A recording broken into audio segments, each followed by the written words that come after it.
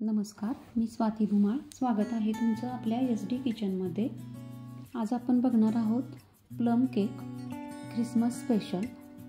बनवायला एकदम सोपा, त्याचप्रमाणे खूप असा टेस्टी, मऊ, लुसलुसीत होणारा हा प्लम केक आज आपण बघणार आहोत. चॅनलवर जर कोणी नवीन असेल तर चॅनलला लाईक करा, शेअर करा आणि सबस्क्राईब करा. तर प्लम केक म्हटलं की त्याच्यामध्ये खूप सारे ड्रायफ्रूट्स जातात.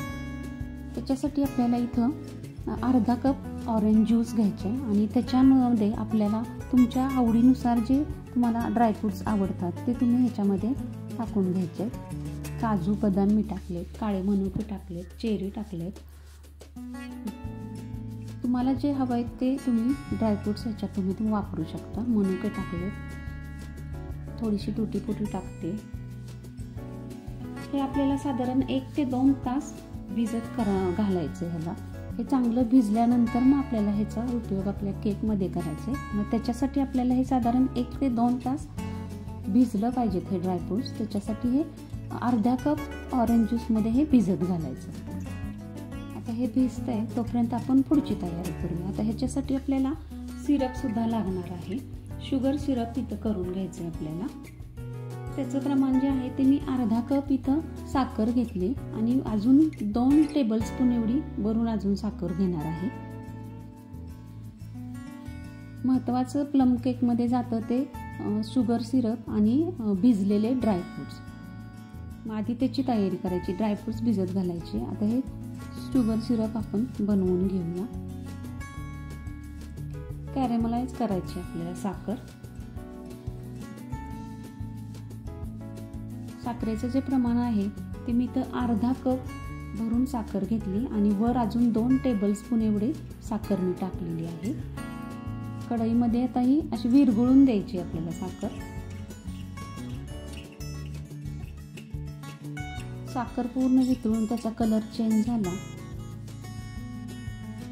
मग आपल्याला ह्याच्यामध्ये जेवढी आपण साखर घेतली की ना तेवढंच पाणी ह्याच्यामध्ये हळूहळू घालायचं. पण आधी पूर्ण साखर वितळून त्याचा कलर असा चेंज करून घ्यायचा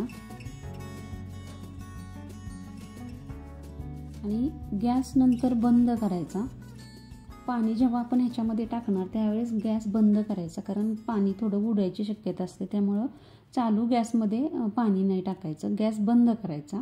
आणि मग हळूहळू आपण जे अर्धा कप साखर घेतली तेवढंच पाणी अर्धा कप आणि 2 टेबलस्पून एवढे ह्याच्यामध्ये आपण टाकणार आहोत. पण ते थोडं थोडं करून टाकायचं पाणी. गॅस बंद करायचा.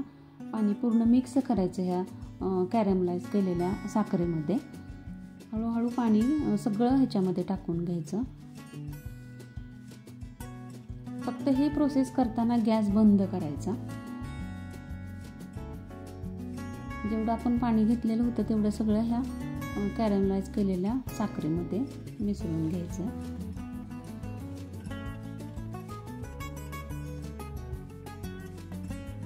आणि नंतर मग गॅस चालू करायचा आणि 1 मिनिटभर ह्याला चांगलं उकळून द्यायचं आहे आपल्याला.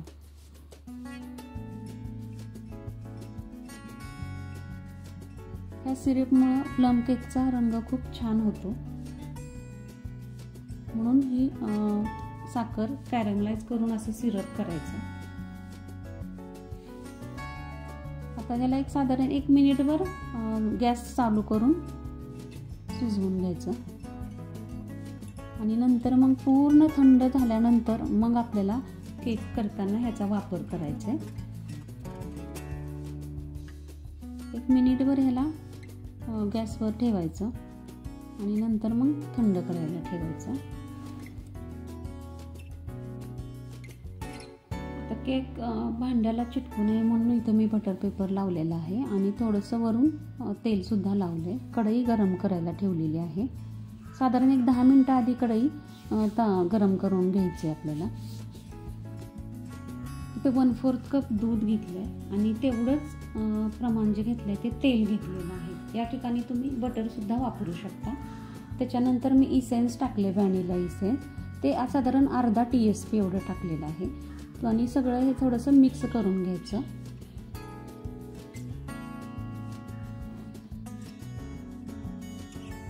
आता मिक्स झालं की एक चाळणी घ्यायची.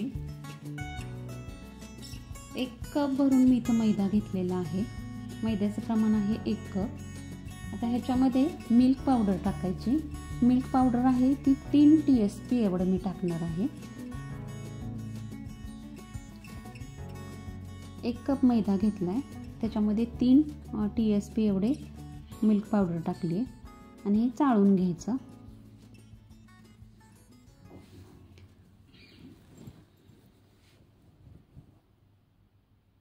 व्यवस्थित सगळं चाळून झालं की मिक्स करायचं आणि मग नंतर ह्याच्यामध्ये जे आपण शुगर सिरप केलेलं होतं हे टाकून घ्यायचं. जे आपले ड्रायफ्रूट्स भिजत घातलेले होते हे सर्व या मिश्रणात मिक्स करून घ्यायचं.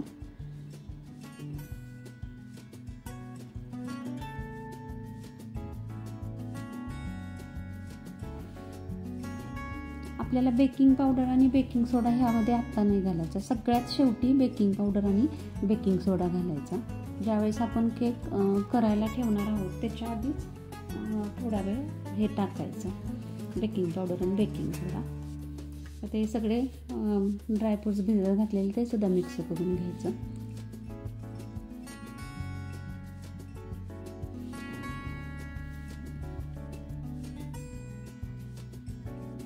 आता ह्याच्यामध्ये दालचिनीची पूड टाकून घ्यायची. त्याचबरोबर वेलची पूड सुद्धा टाकायची. साधारण एक अर्धा TSP एवढी टाकायची आणि पुन्हा हे सगळं मिक्स करून घ्यायचं. थोडंसं चिमटभर मीठ टाकायचं, अगदी चिमटभर टाका.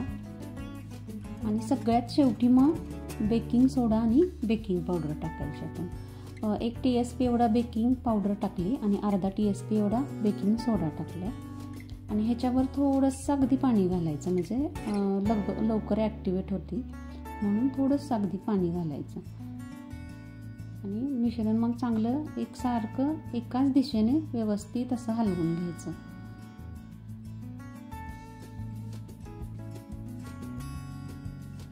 म्हणजे बेकिंग पावडर आणि बेकिंग सोडा ॲक्टिवेट व्हायला सुरुवात होते. म्हणून सगळ्यात शेवटी केक करताना दोन्ही पावडरी शेवटी टाकायच्या. केक टीनमध्ये टाकून घ्यायचं सगळं मिश्रण. मी इथं 5 इंचाचा केक टीन घेतलेला आहे, उंच थोडासा आहे. थोडेसेच मी ड्रायफ्रूट टाकते, कारण केक जसा जसा वरील तसं सगळे ड्रायफ्रूट्स आत जातात, त्यामुळे अगदी थोडेसेच टाकायचे आणि कढईमध्ये ठेवून द्यायचा केक. आधी 10 मिनिटं कढई गरम करून घ्यायची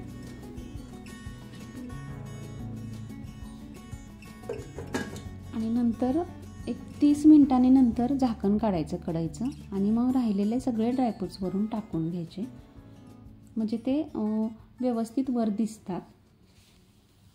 आणि पुन्हा एकदा झाकण ठेवून केक शिजून द्यायचा. आणि बरोबर 50 मिनिटं आपल्याला केक शिजायला लागतात. चेक करायचा, सुरीच्या मदतीने मी चेक करते. क्लीन सुरी बघा व्यवस्थित बाहेर आले. केक आपला पूर्ण छानपैकी शिजलेला आहे. त्याला थंड करून घ्यायचा. पूर्ण थंड झाला की मग त्याच्या कडा सुरीच्या मदतीनं मोकळ्या करून घ्यायच्या.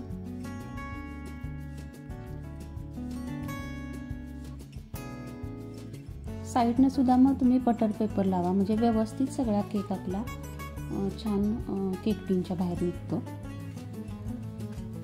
आता वरून एक प्लेट टाकायची आणि ह्याला पलटी करून घ्यायचा.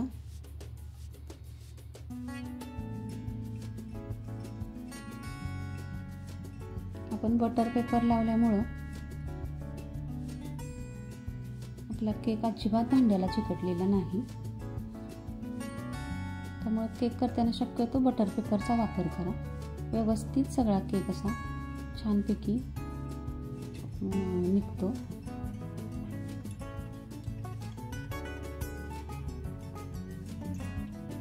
अशा पद्धतीने आपला हा प्लम केक तयार झालेला आहे. तुम्हाला थोडासा कट करून मी दाखवते.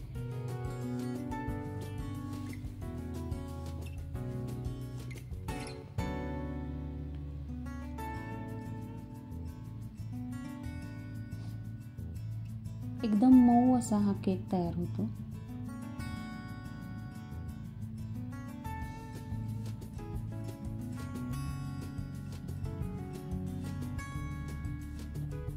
भरपूर ड्रायफ्रुट्स घातले की प्लम केक खूप सुंदर होतो. एकदम सॉफ्ट आणि जाळीदार असा हा आपला प्लम केक तयार झालेला आहे.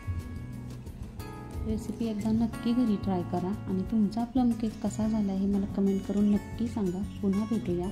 तोपर्यंत धन्यवाद.